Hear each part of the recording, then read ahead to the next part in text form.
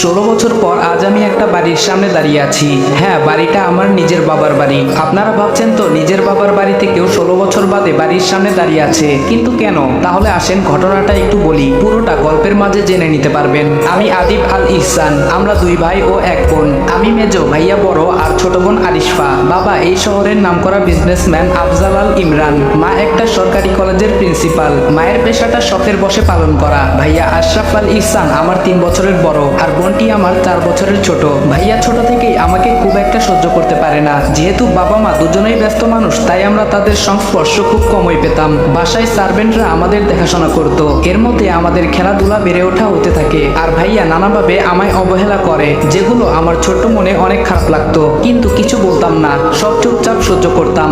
আমার এই চুপ করে সহ্য করাটা ভাইয়া আমার দুর্বলতা ভেবে নেয়, আর বাবা মায়ের কাছ থেকে আমায় নানাভাবে বকা খাওয়াতে শুরু করে। একদিন খেলার মাঝে ছোট বোন আরু ভাইয়ার কারণে ব্যথা পায়, কিন্তু ভাইয়া বাবা মা আসার পর দোষটা আমার ঘাড়ে চাপায়। যেহেতু আরুর আঘাতটা বেশি ছিল, তাই বাবা মা আমার উপর অনেক রেগে যায়। আমার কোনো কথাই না শুনে বাবা আমাকে অনেক মারে, আর মা উনি সামনে থেকে সবটা দৃশ্য দেখতে থাকে। মারা শেষ হলে ওনারা আবার আরুকে নিয়ে ব্যস্ত হয়ে যায়, আর ভাইয়া সে আমার দিকে তাকিয়ে মুচকি হেসে চলে যায়। সেদিন আমার খুব রাগ হয়, রাগ করে বাসা থেকে বেরিয়ে যাই। আর আজকে আবার 16 বছর পর বাড়ির সদর দরজার সামনে দাঁড়িয়ে আছি, তবে বাড়ির ছেলে হিসেবে নয়। 2 মাসের জন্য এই বাড়ির একটা ঘর ভাড়া নিয়েছি। যদিও ভাড়া দিতে চাইনি, অনেক রিকোয়েস্ট করে ভাড়া নিয়েছি, কারণ আমার ছোট বোনটার বিয়ে ঠিক হয়েছে, আর আমি থাকবো না তা কি করে হয়। তবে এইখানে ভাড়া নেওয়ার জন্য আরেকটা কারণও রয়েছে, সেটাই রহস্য।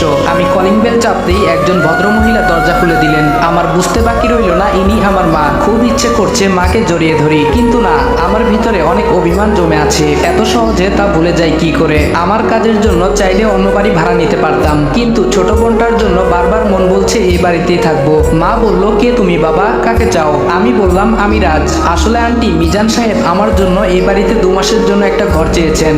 মা বলল, ও আচ্ছা, ভেতরে এসো। ভেতর থেকে একটা মেয়ে বলল, খালামণি এই ছেলেটাকে।